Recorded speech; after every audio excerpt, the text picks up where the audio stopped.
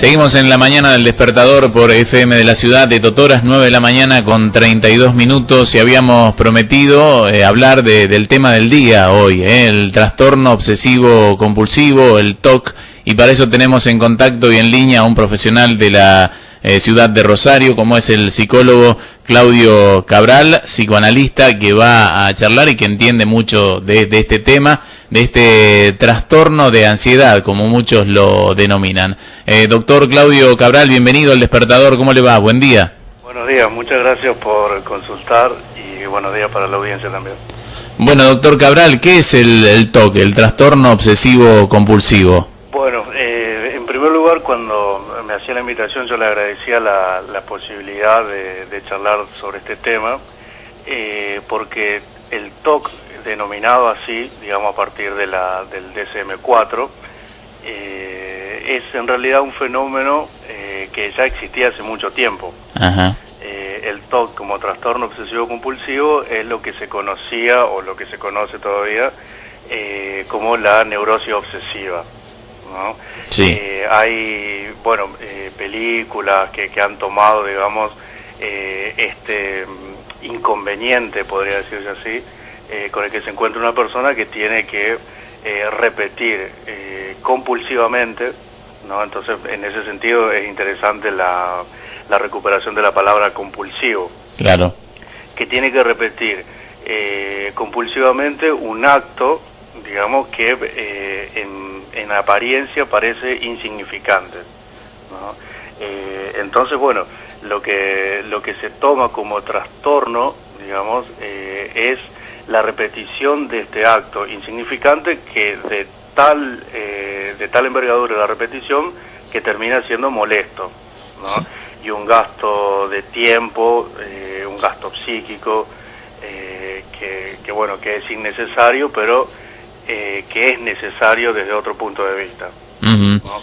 Bueno, no sé, digamos, qué idea tiene usted del trastorno obsesivo compulsivo, qué conoce respecto de la sintomatología, por ejemplo. Claro, sí, bueno, estábamos leyendo y bueno, hay mucha gente que tiene esto de ir a revisar la puerta varias veces si la cerró o no, de la limpieza permanente, ¿no? De ser muy obsesivo en algunas cosas de la rutina diaria, ¿no? ¿Tiene que ver con esto? Exactamente, exactamente. Es decir, que las cosas no puedan ser de un modo diferente a como está establecido en ese rito individual, ¿no? Uh-huh. De ese modo lo llama un poco Freud, digamos, ¿no? Freud llama a la religión común, compartida por muchos, ¿no? Lo llama la neurosis colectiva. Y a la neurosis obsesiva, que es lo que se conoce como TOC, ¿no? La llama la religión privada. Uh-huh. ¿Se entiende? Es decir, la religión como neurosis colectiva y la neurosis obsesiva como religión privada. Es decir, el rito se tiene que repetir tal y cual como está establecido. Claro. ¿Se entiende? Qué sé yo, no se puede empezar, por ejemplo, un bautismo por el final, seguir por el medio y terminar por el principio. Claro. No, el rito, digamos, tiene sus pasos, digamos, y sus tiempos, y hay que respetarlos, ¿no? Uh-huh. Lo mismo ocurre con el TOC, ¿no? Es decir, se tiene que hacer una cosa primero, después otra. Claro. ¿No? Por ejemplo, dar vueltas, digamos, con estos ritos antes de salir de la casa, que hace que, porque no se los pueda saltear, por decirlo de alguna manera, se llega siempre tarde a una cita. Mira vos. A una cita que tal vez sea, digamos, importante a nivel subjetivo, ¿no? Una cita amorosa, por ejemplo. Ajá. No salirse de la línea habitual, ¿no? De las cosas como son. Exactamente, pero como son que vienen impuestas. Ajá. Este es el punto, no es que alguien puede decidir un día voluntariamente no hacerlo más, uh-huh, no, sino que se les presenta como impuesta y como una compulsión a hacerlo nuevamente así. Uh-huh. Doctor, ¿por qué es denominado trastorno también de ansiedad esto del TOC? Bueno, tiene que ver, digamos, con la función que cumple el rito, que es la evitación de desprendimiento de angustia. Uh-huh. ¿No? Acá hay algo muy importante que me gustaría aclarar, que es que cuando hablamos de TOC, ¿no es cierto? Digamos, cuando recibo la invitación para hablar de TOC, ¿no? Ya supone, digamos, una posición respecto de quien denomina a este fenómeno TOC, ¿no? Que es la posición, digamos, del DSM-4, ¿no? Que es la posición de, podría decirse así, el discurso imperante en este momento, casi hegemónico, podría decirse, ¿no? En salud mental, entre comillas. Porque esa lógica, digamos, es una lógica que supone la descripción, ¿no es cierto?, la descripción de los trastornos donde entrarían todos, borrando de esa manera la posibilidad de la singularidad, ¿no? El psicoanálisis, por otro lado, digamos, haciendo como un corte, ocupándose de esto mismo, ¿no?, supone ahí un sujeto. Sí. ¿Se entiende? Es decir, que hay alguien para quien estos actos, estos ritos, tienen una significación particular y que es singular, y que no vale para todos. Claro. ¿Entiendes? Es decir, no podemos decir, por ejemplo, revisar el gas es por tal cosa, y eso va a valer para fulanito, menganito y sultanito. ¿No? O sea, puede tratar de revisar el gas, pero para uno es una cosa y para otro es totalmente diferente. Claro. ¿No? Y esa significación singular se va construyendo, digamos, en el trabajo del análisis. ¿No? Entonces, la gran diferencia acá, según mi lectura, ¿no?, es considerar la posibilidad de un sujeto o no, ¿no? Es decir, de que esto empieza a hacer ruido a alguien, digamos, cuando empieza a preguntarse qué quiere decir. Sí. ¿No? Así ¿Por qué hago esto permanentemente, no? ¿Cómo? ¿Por qué hago esto permanentemente, digamos? ¿Por qué no puedo salirme de este libreto? Exactamente, ¿por qué lo hago? ¿Por qué lo hago? Sería una pregunta feliz. ¿No? Así, para que alguien llegue a preguntarse por qué lo hago, bueno, es a veces producto de mucho trabajo en el análisis. Claro. Generalmente se comienza, digamos, por el ¿qué quiere decir esto? ¿No? Es decir, ¿qué significa que yo tal cosa? ¿No? La pregunta por ahí de inicio, ¿no? ¿La gente se da cuenta que tiene TOC, va al consultorio porque sabe o se va descifrando después una vez de una serie de charlas? Y las razones por las que alguien consulta son realmente infinitas, digamos, ¿no? Es porque sabe, porque se lo han dicho, porque se lo ha pedido su pareja, alguien a quien estos rituales le molesta, porque siente, digamos, en algún momento el desprendimiento de cierta angustia cuando esto no se da, ¿no? Es decir, es como decía antes, tienen una función realizar, digamos, estos ritos, que si no se realizaran, que un poco ahí se me cortó la idea, lo cierto es decir, que si no se realizara tal y como es, se desprende cierta angustia, ¿no? Entonces, lo importante ahí es la función de la angustia, digamos, a la que está supeditada este rito, ¿no? Sería o TOC o angustia, ¿no? Entonces, bueno, depende, digamos, en cada caso, pero la angustia podría ser, digamos, preferible si es domesticada, si está de alguna manera dentro del tratamiento analítico. Claro. ¿Cierto? Que un analista lo pueda ir de alguna manera manejando en la transferencia, ¿no? Que alguien, digamos, que se encuentre con esta angustia de una forma desmedida, digamos, y sin un marco que lo pueda sostener. Claro, sí.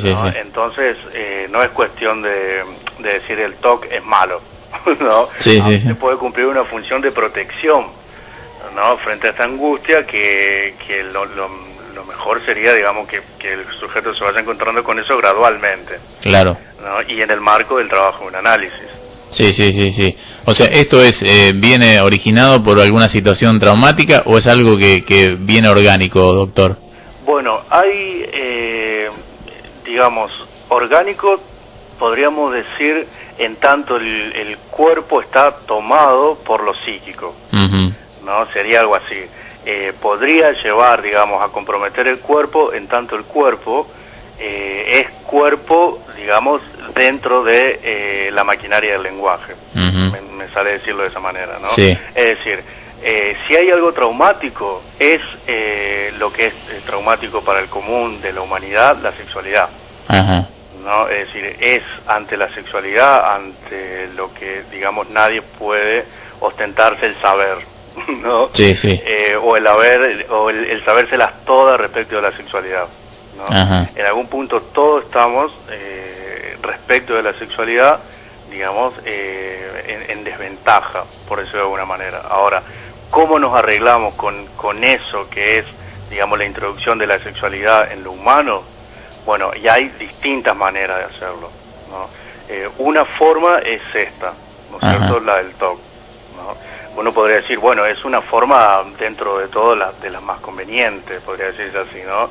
En el sentido de que, bueno, con ciertos ritos, con ciertas vueltas, se anda más o menos bien en la vida. Sí, sí, sí. ¿No? Es decir, si no, uno estaría angustiado todo el tiempo, digamos, respecto de no saber quién es, ¿no es cierto?, o qué es, ¿no?, para el otro en tanto sexualidad. Claro.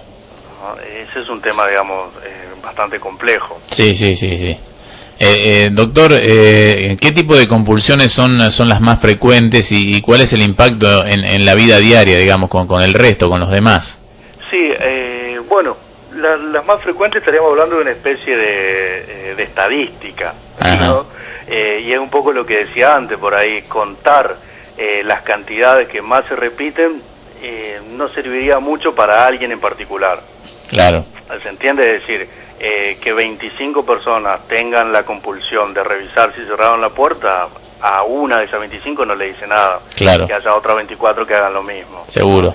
El punto es, digamos, cómo esto lleva, ¿no?, a la imposibilidad de encontrarse, digamos, con verdaderas citas en la vida. ¿No? Me parece que ese es el punto por ahí más importante, porque tiene que ver con la demora, ¿no? Con la demora y con la pérdida de tiempo, con el gasto en tiempo cronológico, ¿no?, de horas, de llegadas tardes, y con el tiempo vital. Claro. ¿No? Es decir, la demora en la que uno podría hacerse, por ejemplo, no solo para salir un poco de esa sintomatología, en una carrera. ¿No? Así, ¿cuántos han, por ejemplo, perdido años, ¿no es cierto?, en una carrera que no es por ahí la carrera que más le interesaría estudiar, porque esa es la que más temor le da. Claro. ¿No? O más angustia le dispensaría, ¿no? O parejas por ahí, digamos, que son menos deseadas, menos deseables, ¿no? Perder tiempo con ciertos partener, digamos, por no pagar el precio o correr el riesgo, digamos, de ir con una pareja que estaría más acorde a su deseo, ¿no?, a su elección más íntima. Claro. ¿No? Entonces, el punto crucial es la pérdida de tiempo, ¿no? La pérdida de tiempo, insisto, en el sentido vital, ¿no? Es decir, no sé si usted conoce la obra de Shakespeare, Hamlet. Sí, sí, bueno, más o menos que la obra se trata exactamente de la demora, ¿no es cierto?, de Hamlet en realizar el acto, claro, ¿no?, que le es dado a hacer, que, bueno, vengar a su padre, y que lo encuentra hacia el final con la muerte. Seguro. ¿No? O sea, realiza el acto con su propia muerte. Entonces, ahí digo, ¿no?, se ve claramente cómo es tiempo vital el que se pierde con esta procrastinación, con esta demora, ¿no? En última instancia, aquella persona que está, digamos, en una posición neurótica obsesiva, o TOC, ¿no?, lo que está impedido de pagar el precio, ¿no es cierto?, de estar más a la altura de su propio deseo. Y por no pagar ese precio, hace todo este otro camino que es el ritual, la pérdida de tiempo, las obsesiones. Claro. O sea, con lo cual estoy diciendo con esto que es un gasto importantísimo. Seguro, tiempo que se nos va, ¿no? Absolutamente, absolutamente, sí. Y muchísimo y vital. Claro. ¿Cuál fue la cosa más rara que le han planteado de alguna compulsión, de algo, de alguna patología que algún paciente haya dicho, hago esto, hago esta otra cosa, que ha sido muy raro, que a usted le ha llamado mucho la atención?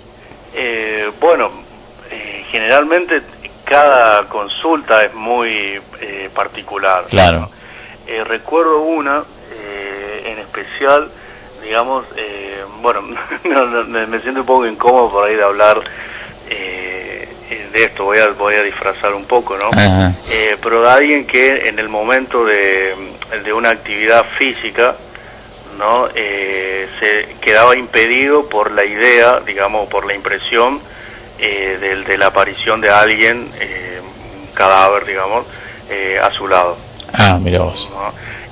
Entonces, bueno, el punto es que esto llevado a distintas situaciones, digamos, de su vida cotidiana, iba impidiendo siempre aquello que quería realizar. Por ejemplo, el acto de actividad física, ¿no? Por decir, cuidar el cuerpo, etcétera, ¿no? Sí. Es decir, el punto es que en cualquier ejemplo en lo que nosotros nos podamos explayar, el punto es cómo el sujeto está impedido, ¿no es cierto?, en su propia cita.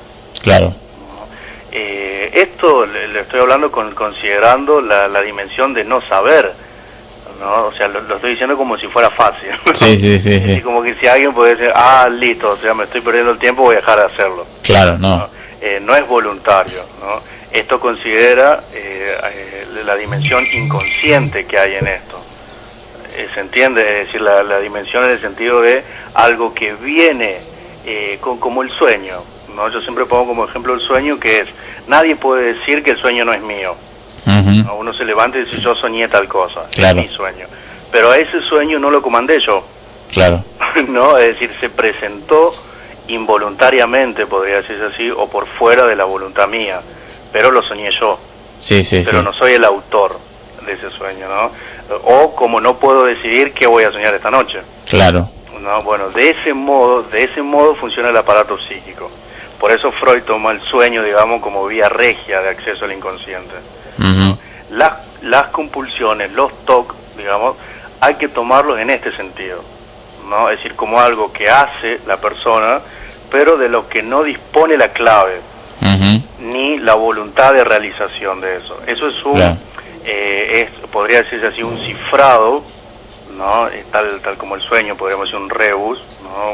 Un jeroglífico, un cifrado que hay que descifrar, ¿no? Es decir, que es un significado escondido, digamos, disfrazado, que hay que traducir y leer, digamos, en el trabajo de un análisis. O sea, necesita de un profesional que lo ayude, evidentemente. No hay otra forma de descifrarlo que no sea, digamos, pero no cualquier profesional. Claro. Por esto tomaba, digamos, la referencia del nombre de Freud, ¿no? Es decir, se trata de poder considerar el inconsciente freudiano actuando ahí, ¿no? Es decir, si seguimos por la vía del DSM-4 solamente, es decir, sin considerar el costado subjetivo, ¿no? Inconsciente, ahí iríamos para la lógica más médica, ¿no? Lógica médica, ¿qué quiero decir? Digamos, es decir, tal signo con tal signo hacen tal trastorno y entonces se interviene de tal manera. Claro. Ya está prescripta. Sí. ¿No? Yo siempre digo, digamos así en charlas informales, el Google, digamos, es el gran médico que tenemos todos, y con poner los síntomas uno ya tiene ahí qué tratamiento va, qué medicamento se usa, cuál se usa menos, cuál se dejó de usar, ¿no? En el sentido de que no hace falta escuchar al sufriente, sí, para producir un cambio respecto de eso, ¿no? Esa es la lógica médica, ¿no? Es decir, lectura de signos, se detecta cuál es el cuadro y se tiene, digamos, la intervención. Exacto. ¿No? Es decir, no hace falta que hable. Claro, sí. El médico, cuanto más habla el paciente, más lo trastorna. Exacto. En cambio, en el análisis, no es sin que hable ese para quien ese padecimiento es único. ¿Sí? Es decir, ese saber respecto de la causa o de la razón o de la significación de ese TOC, digamos, funciona para fulanito de tal y para nadie más. Claro. ¿Sí?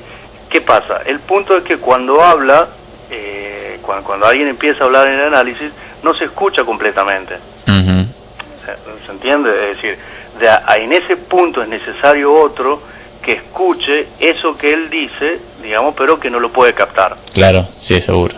¿No? Y porque es, digamos, la dimensión inconsciente, es decir, ese saber no sabido que se muestra, que se dice, ¿no? Que aparece en un traspiés, en un sueño, en un chiste, en un equívoco, en un olvido, ¿no? Del cual el sujeto no dispone de la respuesta. Claro, seguro. Ese es el punto, ¿no? Es como que no hay en la conciencia o en la voluntad una respuesta para esto. La respuesta es inconsciente. Claro. ¿No? Un saber que no está por decirlo así, al alcance de la mano, de primera mano. Sí, no sí, hay que sí. trabajar mucho no, para producir un poco de este saber, ¿no? Claro, varias sesiones, digamos, ¿no? Y sí, digamos, o sea, digamos, varios tiempos de trabajo. Claro. ¿No? Que hoy por hoy está organizado en sesiones. En la época de Freud, por ejemplo, la gente se analizaba 4, 5, 6 veces por semana. Claro. ¿No? Es decir, todos los días. Mira vos. En tiempos larguísimos por ahí. Después cuando Lacan introduce, bueno, toda una revolución en el psicoanálisis freudiano, se empezó a trabajar con las sesiones variables. ¿No? En el sentido de a lo mejor no tantas sesiones, pero sí que se varía el tiempo. Claro. ¿No? Si una sesión puede durar 15, 20, 30, 10, 45. Claro. Es decir, el paciente nunca sabe exactamente cuánto va a terminar. Por lo tanto, no puede hacer uso de ese tiempo en contra del tratamiento. Claro. ¿No? Entonces el corte siempre cumple ahí una función interpretativa. Estamos hablando con el psicólogo Claudio Cabral de la ciudad de Rosario sobre este tema del TOC, para algunos que recién seguramente se engancha, y usted me decía que bueno, cada caso es particular, entonces no hay un tratamiento así de manual para este tipo de patología, ¿no? De manual seguro que no, Ajá. ¿no? Pero sí hay un método. Ajá. ¿No? Sí hay un método que es que un poco le estaba comentando, que es el método freudiano, que es de la asociación libre, ¿no? Por parte del analizante, de decir, bueno, a ver, usted, pongámoslo así, ¿no? Es decir, usted dice que hace tal cosa repetitivamente todos los días, ¿no? Entonces, diga todo lo que se le ocurra respecto de eso. Claro. ¿No? Es decir, que empiece a hablar libremente, digamos, de lo que sea, de eso, de lo que se le venga a la cabeza, y en ese decir, digamos, y en ese decir libre, ¿no? Van a empezar a surgir estos restos de saber inconsciente con los que se va a ir mostrando la posición del sujeto, ¿no? El analista le va a ir devolviendo, por ejemplo, esta posición que decía antes de no estar a la altura de su propio deseo. Claro. ¿No? Entonces eso produce digamos, un cambio importantísimo para la persona que lo recibe, ¿no? Es decir, encontrarse en algún punto con que hay una responsabilidad que no está asumiendo, ¿no? Respecto de lo que él mismo quiere. Seguro. En algún punto. Entonces, el método de tratamiento sería ese. Ajá. ¿No? Es decir, sí hay un modo y hay mucho, digamos, que se ha logrado respecto de la neurosis obsesiva. Ajá. ¿No? Es decir, que uno de los tratamientos por ahí que más funcionan, ¿no? En cuanto a dejar de gastar tanto psíquicamente en algo que no es vital. Claro, seguro. Doctor, le pregunto, si hay una persona que tiene una obsesión de, por ejemplo, hacer daño a otra persona, ¿esto puede acabar haciéndolo si tiene un TOC, digamos? ¿Al daño? ¿Qué sería daño? No sé, producirle algún daño físico a otra persona, digo. Es decir, como un temor a producir el daño. Claro, exacto. Bueno, es muy difícil determinar si lo haría o no lo haría. Claro. El punto es que en eso ahí hay, digamos, mucho para analizar respecto de ese temor. ¿No? El punto es el miedo que de alguna manera lo detendrá. ¿No? Es decir, eso ya implica una elaboración. Claro. ¿Sí? El miedo ya es, digamos, algo como una compulsión detenida o elaborada, y uno hay que interrogar eso, ¿no? Es decir, quién sería esta persona, cuál sería el daño que temería hacerle, ¿no? Historizar, digamos, ¿no? Eso sería como una especie congelada de algo congelado, ¿no es cierto?, que habría que desplegar. Y si lo hace o no lo hace, bueno, eso es claro, muy difícil de determinar. Muy particular. ¿No? Claro, el punto es que, como decía antes, ¿no? Es decir, estas obsesiones están al servicio de evitar la angustia, ¿no? Es decir, están al servicio de detener al sujeto en su acto, ¿no? Entonces, un acto subjetivo, digamos, generalmente está detenido por esto. Claro. ¿No? Y lo que se hace son actos que son insignificantes, que lo dejan siempre parado en el mismo lugar. Claro.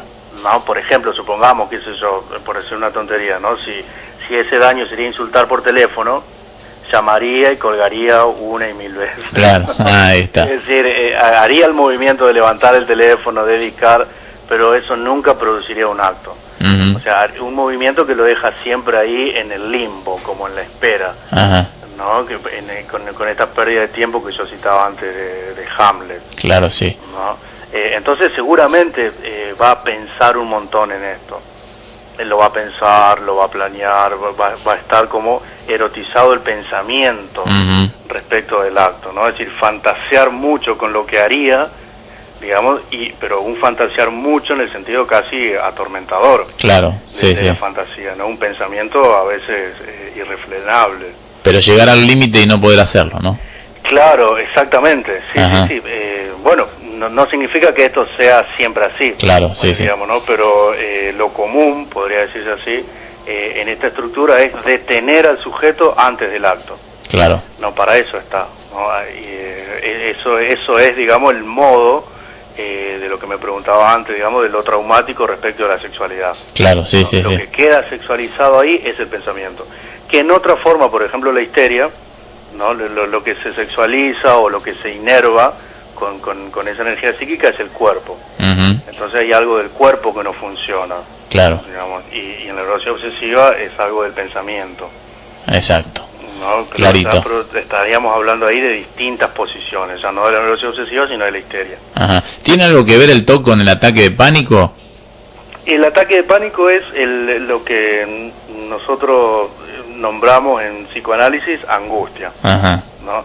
Entonces, el TOC, decía antes, estaba al servicio, ¿no es cierto?, de impedir el desprendimiento de angustia. Ajá. El ataque de pánico, podría decirse así, es cuando la angustia irrumpe, ¿no? Es decir, donde ya no hay un rito al que agarrarse, una palabra que lo sostenga, un título, un nombre, una pareja, ¿no? Claro. Es decir, generalmente estas insignias, ¿no?, simbólicas de prestigio, de lugares frente al otro que sostienen a alguien, ¿no? Es decir, el punto acá es que hay, digamos, un vacío de ser.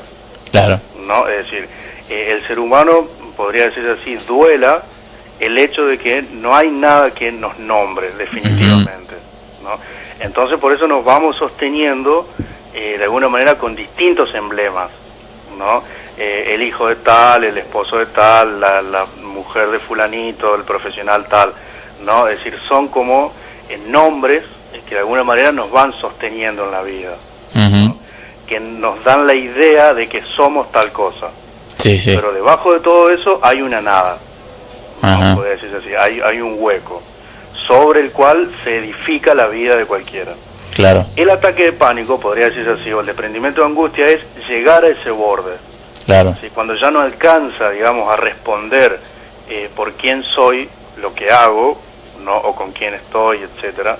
Cuando eso se ha caído por distintas razones, ¿no? Recuerdo un caso, por ejemplo, de una señora, que es de un libro de Silvia Amigo, Ajá. de una señora, una psicoanalista de Buenos Aires, una señora que había perdido su marido, ¿no es cierto?, y con él parte de la fortuna, digamos, ¿no? Y ha perdido su lugar de benefactora dentro de su comunidad religiosa, por no contar ya con el dinero, ¿no? Claro. Y esta pérdida es la que produce, digamos, lo que usted llama, o esos ataques, o esos desprendimientos de angustia, Sí. ¿no? O esas locuras que llevan a alguien a consultar, a sus hijos en este caso. ¿No? Por eso digo, las razones no siempre alguien dice, me pasa esto, necesito consultar. Claro. Eso sería uno de los mejores, los casos más felices, digamos, Claro. personalmente por ahí he llevado, ¿no? ¿Cuál era el punto acá? Digamos, ¿no? Que se había caído lo que ella era para su comunidad, una benefactora. Claro. Entonces, si no soy una benefactora, ¿qué soy? Claro. Nada. No soy nada. Y ante esa nada se torna insoportable. Seguro. ¿No? Es decir, ese vacío es lo que se torna insoportable, que es ahí donde uno ve la función que cumple, por ejemplo, el TOC. Ajá. ¿No? Por eso digo que no es cuestión de andar poniendo el dedo sobre eso como para sacarlo simplemente. Claro, sí, porque sí, sacar eso puede haber estos otros abajo que es nada. Sí, sí, seguro, seguro. ¿No? Entonces sí tiene que ver en ese sentido con el desprendimiento de angustia, ¿no? Porque estaría, digamos, como protegiendo al sujeto, digamos, de encontrarse con que en realidad no hay nada que lo nombre. ¿No? Y si no hay nada que lo nombre, entonces cualquier cosa lo puede nombrar. Claro, ¿no? seguro. Doctor, por último, ¿qué le aconseja a las personas que tienen este tipo de trastornos? O sea, ¿cuál serían las medidas a tomar primariamente? En primer lugar, me parece que es intentar darse cuenta si se trata, digamos, de algo que sea molesto, que sea algo que a él mismo o que a ella misma le produzca una molestia. Claro. No, es decir, que alguien pueda, no porque otro venga y me lo marque. Claro. No, o qué sé yo, digamos, por ahí generalmente estas cosas mandadas o recetadas por ahí no funcionan. ¿No? A mí me gusta mucho el dicho cada cual sabe dónde le aprieta el zapato. Claro, sí, sí, sí. ¿No? Entonces, exacto. En ese sentido, digamos, poder estar un poco atento a lo que uno le va pasando, ¿no es cierto? Y que sea por ahí una evaluación más personal. Claro. No como una cosa de cada uno, ¿no? Es muy difícil por ahí recetar en este punto. Claro, primero darse cuenta uno y después buscar ayuda profesional. En caso de que quiera, sí. Claro. Sí. Insisto, ¿no? Este método de Freud que es muy difícil de transmitir y de enseñar, ¿no? Porque es una lógica totalmente distinta a la que estamos acostumbrados en la calle. Claro. ¿No? Es decir, esto de pensar un saber no sabido que habita en mí pero de que yo no dispongo, digamos, ¿no? Sí. No es algo sencillo de transmitir, ¿no? El psicoanálisis mismo, digamos, no es sencillo de transmitir. Acá en Rosario tenemos una escuela, por ejemplo, de psicoanálisis que se llama Sigmund Freud, sí, que es un dispositivo inventado por Lacan, un psicoanalista francés, que promueve todo el tiempo la formación de analistas. Bueno, no es una tarea sencilla. Claro. Digamos, ¿no? La lógica a la que estamos acostumbrados es más bien una lógica médica, ¿no? Es decir, donde, mire doctor, me pasa esto, ¿cómo lo soluciono? Bueno, para solucionarlo va a tener que trabajar mucho usted. Claro, ¿no? Seguro. Es decir, y en ese usted implica, digamos, poner el cuerpo en su historia, ir encontrándose con cosas que uno no quiere encontrarse. Claro. Si no, las tendría de primera mano. Sí, sí, seguro. ¿No? Es decir, hay algo rechazado ahí que tiene que ver con la sexualidad. Claro. ¿No? En todo eso ritual. Entonces, no es sencillo, digamos, embarcarse en la vía ni de la formación de un analista, digamos, ni en el trabajo de un análisis, digamos, para una persona común. Claro, ¿no? seguro. Generalmente eso es una gran dificultad que tenemos en las consultas. Lo digo porque hablo también con colegas, ¿no? En esto de, me pasa esto, ¿qué tengo que hacer? Claro. ¿No? Así en el sentido de venir a buscar la receta, digamos, de cuál es el paso o la cosa que debe... Hay psicólogos que lo ofrecen, lo sé. Sí, sí, sí. Eso, ¿no? Pero eso tiene patas cortas. Claro, sí, sí. Digamos, tiene patas cortas y no produce un cambio, digamos, ético radical como es lo que posibilitaría un análisis. Claro. Digamos, ¿no? Es decir, salir realmente con un acto nuevo y un sujeto nuevo de que ha entrado, digamos, ¿no? Es alguien que puede enfrentarse y estar a la altura de su propio deseo. Sí, perfecto, perfecto, muy clarito, doctor. Bueno, está haciendo allí consultorio en Rosario usted también, ¿no? Sí, trabajo acá desde, bueno, hace algunos años. Ajá. Bueno, aquella gente que quiera conocer un poco más, estaba viendo que tiene la página www.claudiocabral.com.ar, aquellos que quieran ingresar y ver su página y allí se van a enterar de todo su trabajo, ¿no? Sí, hicimos ese espacio que me parece interesante como para esto que te hablaba antes de la escuela de psicoanálisis, ¿no? Claro. Que cuando Lacan promueve la formación del analista, dice, el analista es al menos dos. El que practica el análisis, digamos, aquel que pone el cuerpo todos los días, sesión tras sesión, ¿no? Y el que teoriza sobre eso, ¿no? Es decir, poder pensar, digamos, en sentido teórico, la práctica que estamos sosteniendo, digamos, son como dos puntos importantísimos. Claro. ¿No? Por eso es necesario que los analistas por ahí nos encontremos, escribamos, pensemos, ¿no? Y esa página a mí me pareció un modo interesante de ir pudiendo poner al alcance de quienes quisieran leer por ahí los andariveles teóricos por los que uno anda. Claro, seguro. Sí.